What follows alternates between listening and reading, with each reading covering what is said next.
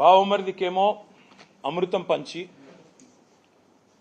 అర్హత లేని కంపెనీకి 1137 కోట్ల రూపాయల వర్కులు కట్టబెట్టి, ఇది షోదా కన్స్ట్రక్షన్స్ యొక్క ఆడిటెడ్ రిపోర్ట్. 2020-21 సంవత్సరంలో 3 కోట్ల లాభాల్లో ఉన్న కంపెనీ, 21-22లో 2.5 కోట్ల లాభాల్లో ఉన్న కంపెనీ ఈరోజు 1137 కోట్ల వర్క్, అమృత్ వర్క్ వారికి పంచిపెట్టింది రేవంత్ రెడ్డి గారు.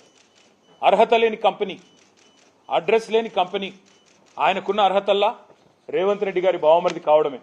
ఆ కంపెనీకి ఈరోజు ఇంత పెద్ద ఎత్తున ఐహెచ్పి లాంటి కంపెనీతో జాయింట్ వెంచర్ కుదిరించి, ఇక్కడ చూడండి ఐహెచ్పి యొక్క దయార్ద్ర హృదయం ఎంత గొప్పది అంటే, వాళ్ళ హృదయం ఎంత పెద్దది అంటే, ఇంత పెద్ద కంపెనీ ఐహెచ్పి లాంటి కంపెనీ వాళ్ళేమో 20% పని చేస్తారంట. ఈ 1137 కోట్ల కాంట్రాక్ట్లో 80% పని రేవంత్ రెడ్డి గారి బావమరిది గారి కంపెనీ చేస్తుందట.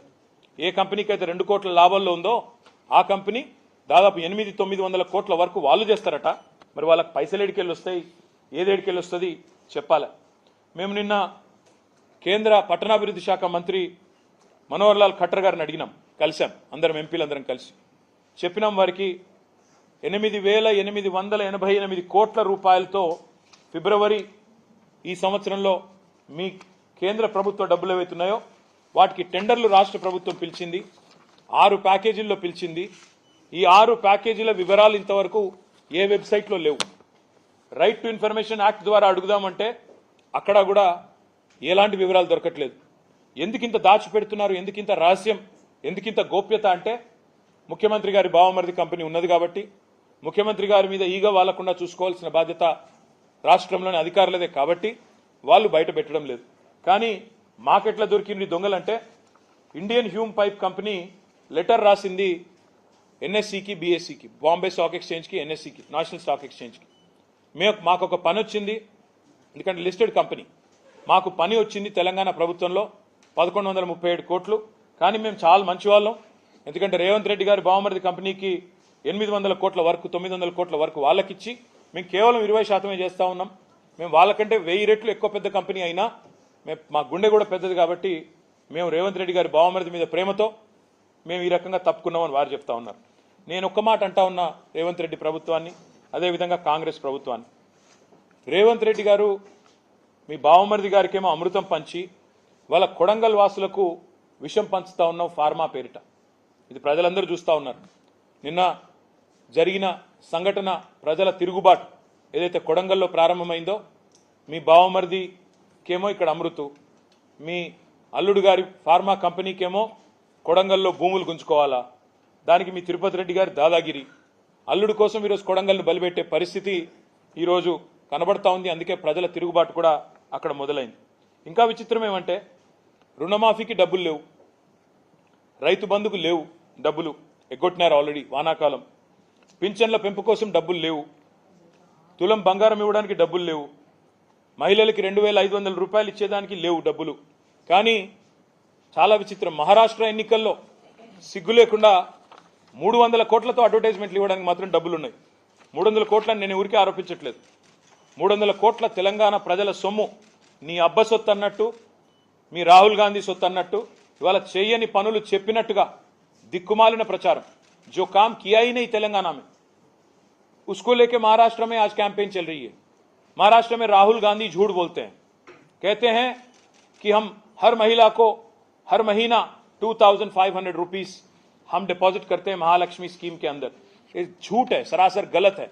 मैं राहुल जी से सवाल करता हूं, उनसे डिमांड करता हूं, आप आइए तेलंगाना, एक महिला मुझे मिलाइए, दिखाइए जिनको आपकी गवर्नमेंट ने 2,500 रुपया महीना आज तक दिया हो इस 11 महीने में. मैं पूछना चाहता हूं राहुल जी से, आप जो यहां पे झूठ बोल के महाराष्ट्र में सियासी फायदे के लिए आप कोशिश कर रहे हो, इसमें एक भी 300 करोड़ खर्च करके जो आप कैंपेन कर रहे हो तेलंगाना प्रजा की धन के साथ, इसमें एक भी अगर सच्चाई है क्या, आप एक बार अपने आप से इंट्रोस्पेक्ट कर लेना. मैं दूसरी बात भी कहना चाहता हूं, तेलंगाना कांग्रेस हाईकमांड మోడీ గారు అంటా ఉన్నారు, ఏటీఎం అయిపోయింది తెలంగాణ. ఎస్, రాహుల్ గాంధీ कांग्रेस पार्टी की तेलंगाना हैज बिकम एटीएम.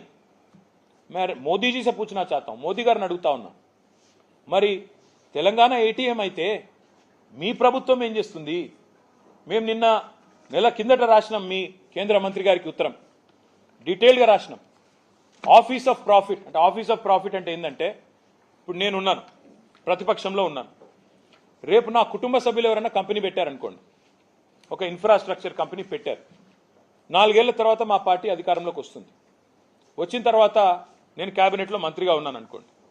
మరి నేను క్యాబినెట్లో మంత్రిగా ఉండి నా బంధువులకు సంబంధించి, నా కుటుంబ సభ్యులకు సంబంధించిన కంపెనీకి నేరుగా 1100 కోట్ల వరకు 1000 కోట్ల వరకు ఇస్తే అది కాన్ఫ్లిక్ట్ ఆఫ్ ఇంట్రెస్ట్ కాదా? అది తప్పు కాదా? ఈరోజు జరుగుతున్నది తెలంగాణలో అదే. పొంగులేటి శ్రీనివాసరెడ్డి గారు, రేవంత్ రెడ్డి గారు ఇద్దరు క్యాబినెట్ సమావేశంలో కూర్చుంటారు. రేవంత్ రెడ్డి గారి బావమరిదికి 1100 కోట్ల వరకు, పొంగులేటి గారికి 4350 కోట్ల వరకు. ఇది ఆఫీస్ ఆఫ్ ప్రాఫిట్ కిందికి రాదా? ఆర్టికల్ 191 సెక్షన్ 1 బ్రీచ్ కాదా? ఉల్లంఘన కాదా? నేను కేంద్ర ప్రభుత్వాన్ని అడుగుతా ఉన్నా. ఆఫీస్ ఆఫ్ ప్రాఫిట్ అనే క్లాస్ కింద గతంలో మహామహులు తమ పదవులు కోల్పోయారు. ఈరోజు జార్ఖండ్ సీఎం హేమంత్ సోరెన్ మీద పెట్టిన కేసు ఇదే కేసు కదా. తమ వారికి, అస్మదీయులకు, బంధుమిత్రులకు లాభం చేకూర్చారనే కదా ఆయన మీద పెట్టిన కేసు.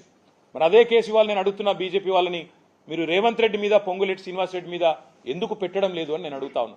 సమాధానం చెప్తారా? ఒకవైపు మీరే చెప్తారు తెలంగాణ ఏటీఎం అయింది. మరి తెలంగాణ ఏటీఎం అయితే కేంద్రం నిష్క్రియాపరంగా ఎందుకున్నది? ఎందుకు చర్యలు తీసుకోవడం లేదు?